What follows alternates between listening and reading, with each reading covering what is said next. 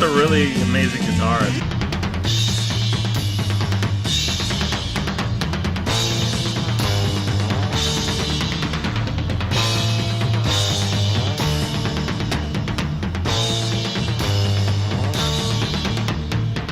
Come take a bite of my gingerbread house and let your troubles fade away. Let your mind get away from the fall. I say welcome to the void.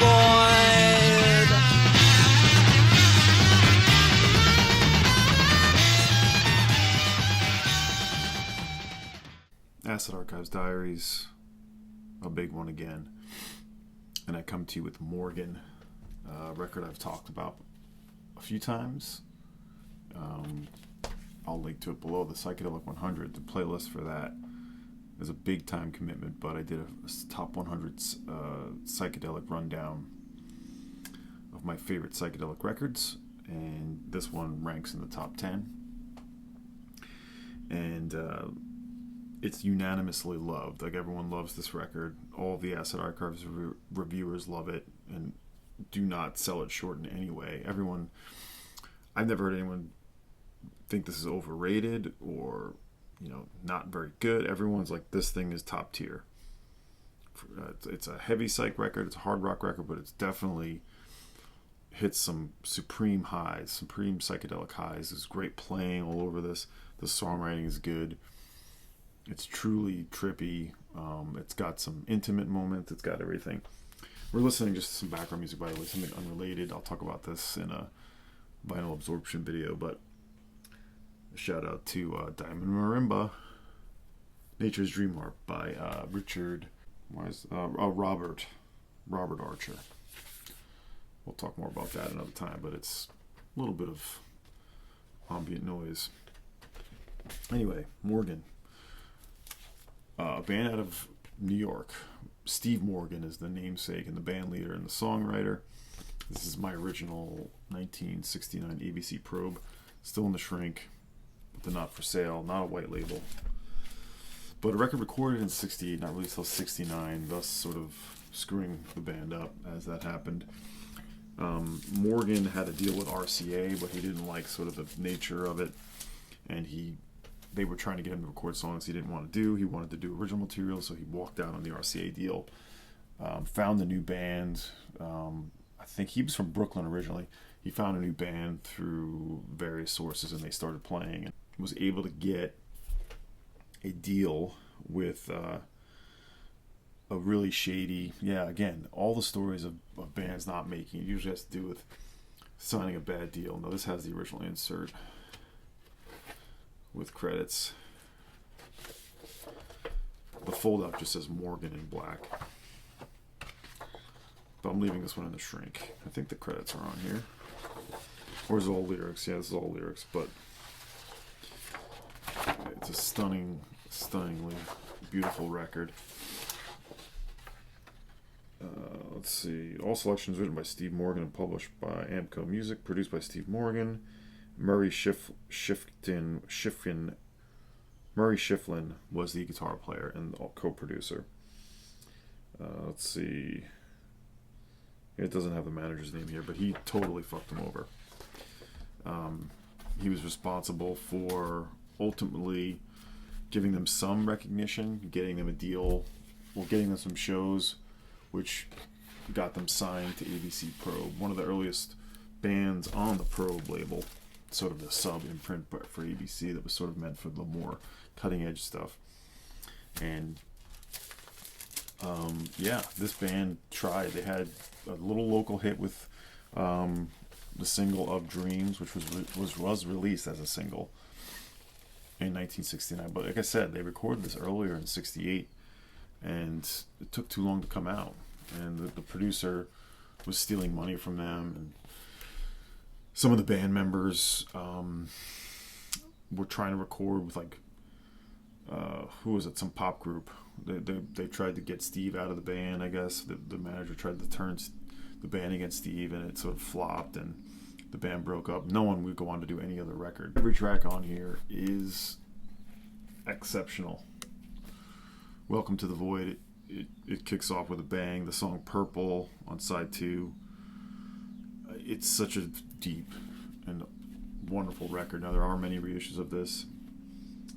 People found this. Jonathan up in Maine, I know he found this for like in a shop of all places for like $20. I still have the original Sunbeam reissue. I think this is the first reissue. I'd like to upgrade this to the Now Again, I think, because it includes all of the bonus tracks. This includes just the album and then the bonus tracks on CD, and not even all of them. But this is Sunbeam does have this nice booklet. Tells the tale of these guys, and yes, has the interview with Steve Morgen, which you can find online. Maybe I'll link to that. But as I said, this is a mainstay Acid Archives record. They played all around New York. They were a New York band. They think they opened for... they played at Fillmore East. Yeah, there's a mention of Billy Joel here. Recorded at the studio, I think at the same time Billy Joel's band, The Hassles, was recording there, it says, in 1968. Here they are. And it tells you the brief but telling tale. Yeah, they almost made it. They definitely were there, but like I said, that manager screwed them. Yeah, it says ABC offered me a deal for a second album, and an independent filmmaker named Peter. Peter wanted to do a feature-length documentary on me and the band. A meeting was set up between me and the producers. But then it says, okay, yeah, after the meeting for the second album, one of the producers called me and insisted on owning the publishing rights to my new songs. And after the meeting, after the issue with the manager, he said, no way, and that was it. And that was their last shot. They played with Cat Mother in 1970, which ended up being the final gig.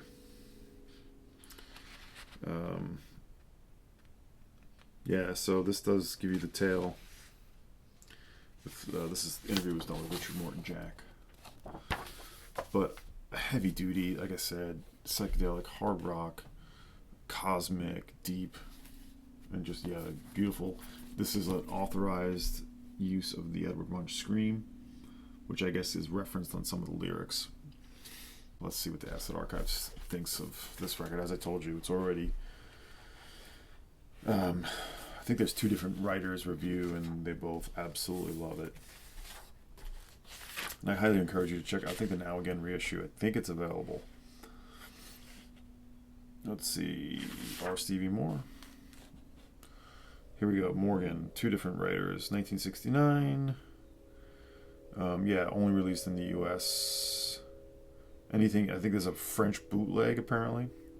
There was a radioactive reissue. Anyway. It is a rarity of 2 or 3. Probably, I'm not sure these days, 2 to 3 anyways, what they give it. This is Patrick Lundborg. We've been referring to this LP a lot here in the archives, and they do. They reference it like other records that they like, say it sounds like Morgen. Morgen is like a definitive like benchmark record for the Acid Archives. And he says, we've been referring a lot to this LP in the archives, and it is a definite yardstick for the late 60s guitar psych style. Despite its major label origins, the sound is remarkably raw and garagey, with no compromises anywhere. Some rate it as the best major label LP. It could be. All over, and it sure blows a lot of the mega rarities away, as well as all the LA heavy psych competition from the same era. With an intense and genuinely psychedelic mood. Punky vocals, great and highly original material, especially side 1.